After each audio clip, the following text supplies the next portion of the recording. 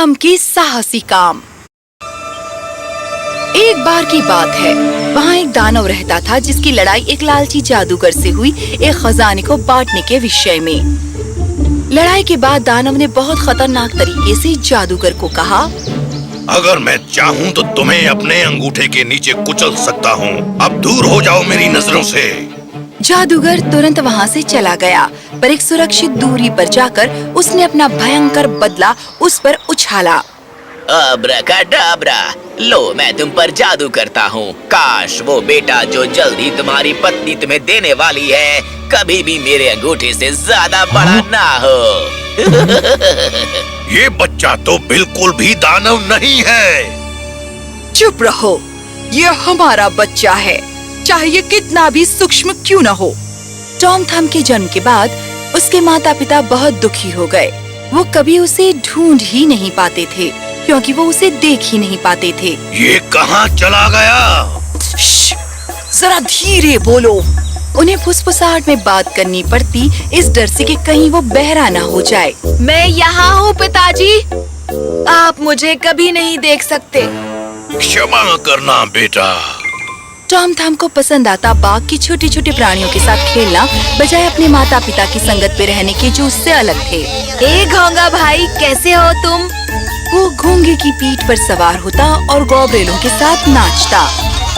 उसे छोटी छोटी चीजों के संसार में बहुत मजा आता। पर एक बदकिस्मत दिन वो एक मेंढक मित्र से मिलने गया। जैसे ही वो एक पत्ते पर चढ़ा, एक बड़ी सी मछली ने उसे निगल लिया। स्वादिष्ट। पर इस मछली की किस्मत में भी एक बुरा अंत लिखा था। ओह नहीं, बचाओ! कुछ देर बाद इसी राजा के मछुआरे द्वारा डाला चारा निकला और जल्दी ही खुद को पाया रसोई के छुरे के नीचे शाही रसोई में। आखिरकार थोड़ी सी ताजा हवा मिली। उस मछली से इतनी दुर्गंध आ रही थी। सब लोग ये देखकर बहुत हैरान हो गए जब मछली के पेट से निकला टॉम थम, जो पूरी तरह जिंदा था और अपनी इस रोमांचक यात्रा में जरा भी विचलित नहीं हुआ। आखिर ये क्या है? ओह, मैं टॉम हूँ सर, मेरी शुभकामनाएं। इस छोटे से लड़के का मैं क्या करूँ? फिर उसे अचानक एक ख्याल आया। हो, ये एक शाही पेज बॉय बन सकता है। ये इतना छोटा सा है कि मैं इसे केक के ऊपर बिठा सकता हूँ जो मैं बना रहा हूँ। जब वो टेबल पर से जाएगा, तुरही बजाते हुए सब लोग हैरान रह जाएंगे। मजा आएगा। वाओ, ये क्या है? क्या ये असली है? मेरे ख्याल से ये तो कोई जादू है। कभी भी दरबार में ऐसा अजूबा नहीं देखा गया था। मेहमान लोग रसोइये के हुनर पर ताली बजाने लगे और खुद राजा ने सबसे ऊंची ताली बजाई। बहुत बढ़िया, क्या चमत्कार है। ये लो। राजा ने उस अक्लमंद रसोइये को इनाम में सोने से भरा एक थैला दिया। टॉम थम और भी ज्यादा खुशनसीब रहा।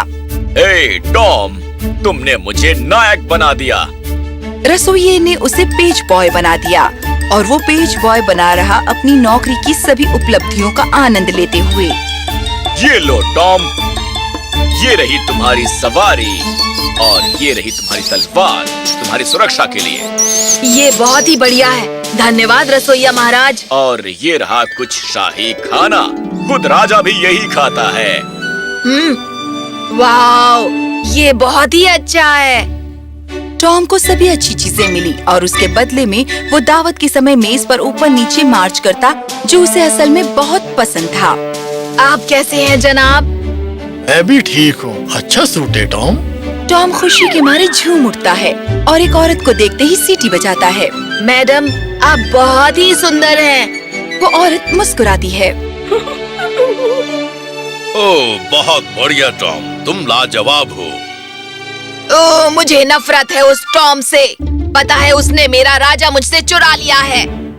वो अपना रास्ता बनाता है प्लेटों और ग्लासों के बीच से, अपनी तुरही बजाते हुए और मेहमानों का मनोरंजन करते हुए। टॉम थम को ये नहीं पता था कि उसने एक शत्रु भी बना लिया है। वो बिल्ली जो टॉम के आने तक राजा को सबसे प्यारी थी, अब उसे भुला दिया गया था। मैं तुम्हें नहीं छोड़ूंगी टॉम। और उसने ठान लिया कि वो इस नव आगंतुक से अपना बदला लेगी। वो टॉम को बहलाकर बाग में ले गई। भागो टॉम, अपनी जान बचाने के लिए महल से दूर भाग जाओ। मैं तो कहीं नहीं जाऊंगा। जब टॉम ने बिल्ली को देखा, वो भागा नहीं जैसा इस प्राणी ने सोचा था। उसने अपना सुनहरा पेन निकाला और अपनी सफेद चूहे वाली सवारी को पुकारा। आक्रमण! आक्रमण! कितना दर्द हो रहा है। उस छोटी सी तलवार से घाव खाकर बिल्ली डर गई और भाग गई, क्योंकि ताकत अब बदला लेने का तरीका नहीं थी।